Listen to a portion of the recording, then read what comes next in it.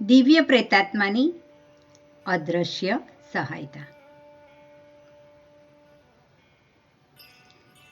મહારાણી વિક્ટોરિયાએ એ ઘડિયાળ કુમારી જ્યોર્જિયાના ઈગલને ભેટ આપ્યું હતું, કારણ કે તેણીએ પ્રેતાત્માઓનું આહ્વાન કરીને મહારાણીને પ્રેતાત્માઓના સંબંધમાં વિશ્વાસ આપ્યો હતો.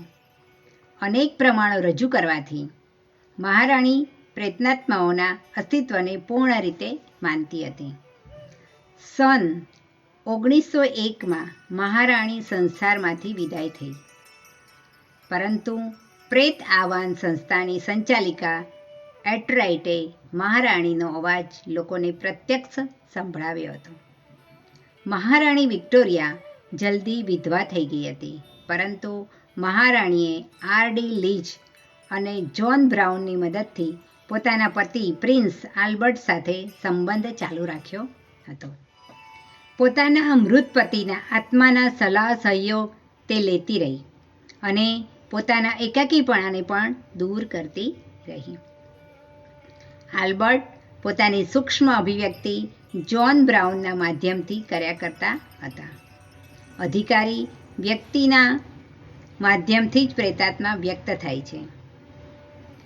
લીજે જ બ્રાઉનને શોધી કાઢ્યો હતો. લીજના આ ઉપકારનો બદલો ચૂકવવા માટે મહારાણીએ તેને મોટું પદ આપવા ઈચ્છા વ્યક્ત કરી, પરંતુ લીજે એનો ઇનકાર કરતાં કહ્યું, આત્મિક જવાબદારીઓનો બોજો એટલો બધો હોય છે કે એને ઉપાડતા લૌકિક કાર્યો બરાબર રીતે કરી શકાતા નથી.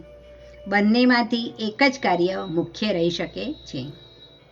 મહારાણીને પોતાના મૃત પતિના આત્મા પાસેથી રોજ સહયોગ અને સલાહ લેવાની વધારે ને વધારે જરૂર પડવા લાગી.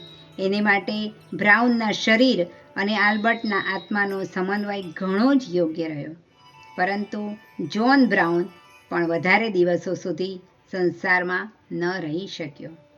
મહારાણીએ પોતાની ઊંડી સંવેદના બ્રાઉનની કબર પર આ રીતે અંકિત કરાવી છે: મારા જેવી એક વિયોગિની અને વ્યથિતા માટે વરદાનરૂપ એક વિલક્ષણ વ્યક્તિની સ્મૃતિમાં. આ આઘાતથી મહારાણી ઘણી દુર્બળ પણ થઈ ગઈ હતી. જો સંપર્ક યોગ્ય માધ્યમથી કરી શકાય તો મૃતાત્માઓ યોગ્ય સલાહ, સહયોગ અને સાનિધ્ય આપવા સમર્થ હોય છે, એમાં કોઈ શંકા નથી. અમેરિકાના પહેલા રાષ્ટ્રપતિ અબ્રાહમ લિંકન આત્મવાદી કુમારી નેટી કોલ બર્નને આદરપૂર્વક વ્હાઇટ હાઉસમાં આમંત્રિત કર્યા હતા અને તેની પાસેથી યુદ્ધ નીતિ તથા બીજી મહત્વપૂર્ણ બાબતો પર સલાહ મેળવતા હતા. એ છોકરી પર કેટલાક પ્રેતાત્માઓ છવાયેલા રહેતા હતા અને તેને કેટલાક રહસ્યપૂર્ણ તથ્યો ખુલ્લા કરી આપતા હતા. લિંકને કેટલીક વાર પોતાની કાર્યપદ્ધતિ એ પ્રેતાત્માઓની સલાહથી બનાવી હતી અને જાસૂસો દ્વારા પણ મેળવી ન શકાય એવી કેટલીક રહસ્યપૂર્ણ બાબતોનો પત્તો મેળવ્યો હતો. અદૃશ્ય આત્માઓ દ્વારા સ્થૂળ મદદ પણ મળી શકે છે. બીજા વિશ્વયુદ્ધમાં મોસની લડાઈમાં જર્મનોએ બ્રિટિશ સેનાની બુરી રીતે કતલ કરી હતી અને ફક્ત 500 બ્રિટિશ સૈનિકો બચ્યા હતા. જર્મન સૈનિકો 10,000 હતા. આ 500 સૈનિકોને પણ સાફ કરી નાખવાની તૈયારીઓ ચાલુ હતી.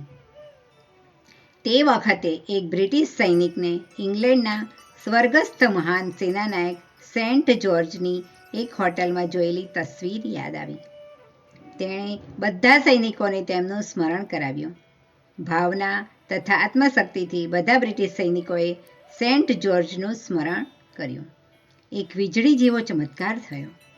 500 સૈનિકોની પાછળ હજારો શ્વેત વસ્ત્રધારી સૈનિકોની આભા દૃષ્ટિગોચર થઈ અને આગલી જ ક્ષણે 10,000 જર્મન સૈનિકો રણભૂમિમાં મરણ પામ્યા, કોઈ પણ શસ્ત્રના પ્રહારના નિશાનો વિના.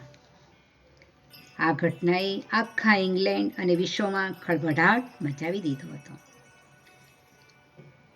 સ્કોટલેન્ડના રાજા ચોથા જેમ્સને પ્રેત યોનિમાં રહેલો તેમનો કોઈ પૂર્વજ વારંવાર દર્શન આપતો હતો. યુગશક્તિ ગાયત્રી, ફેબ્રુઆરી 1977, ભાગ 5. ધન્યવાદ.